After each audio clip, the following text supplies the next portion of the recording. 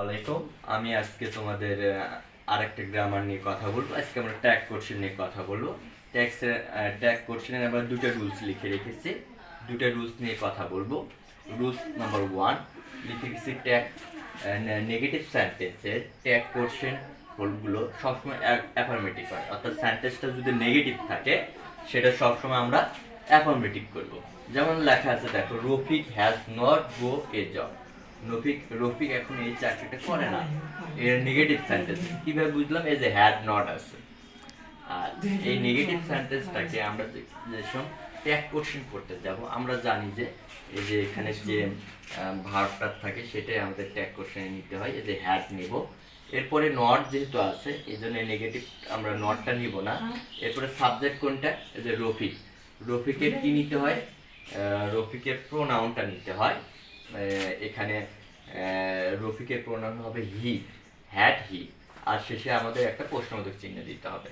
তাহলে এই Rafiq had not go A job, এই সেন্টেন্সটার ট্যাগ কোশ্চেন হবে হ্যাড হি।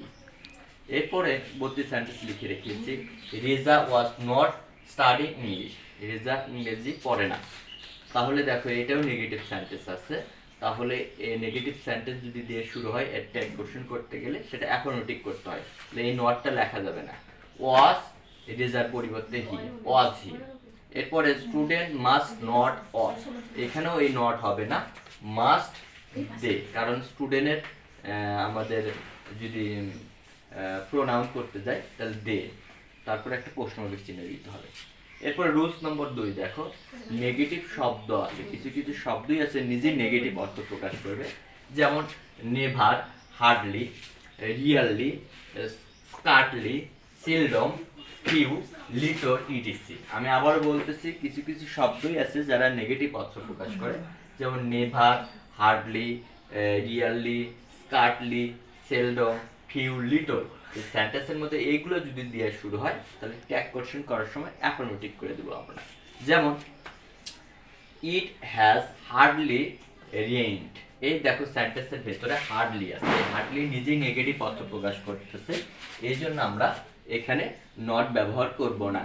তাহলে কি হবে? Has it. এরপরে দেখো, হি হার্ডলি বিলিভ মি, এই দেখো এখানে হার্ডলি আছে, যার কারণে এখানে কি হবে? এই নটটা বলবে না, আর এটা এই হি শেষে লিখবো, আর এখানে আমি কি হার্ডলি পরিবর্তে আমরা ডাজ হি লিখবো। এরপরে দেখো, হি সেলডম কাম হিয়ার, এখানে হবে ডাজ হি, কারণ এই সেলডম নিজেই একটা কি প্রকাশ করতেছে? একটা নেগেটিভ অর্থ প্রকাশ করতেছে, এই জন্য এখানে কি হবে? ডাজ হবে। এরপরে দেখো, there is a little water in the pot, এখানে ওই যে লিটল নিজেই একটা নেগেটিভ অর্থ প্রকাশ করতেছে, এই জন্য হবে ইজ হি, ইজ দেয়ার। এরপরে few of the boys were present there, এখানে কি হবে? Were they. Thank you so much. এর পরবর্তী ক্লাসে দেখা হবে। ভালো থাকো, সুস্থ থাকো, আল্লাহ হাফেজ।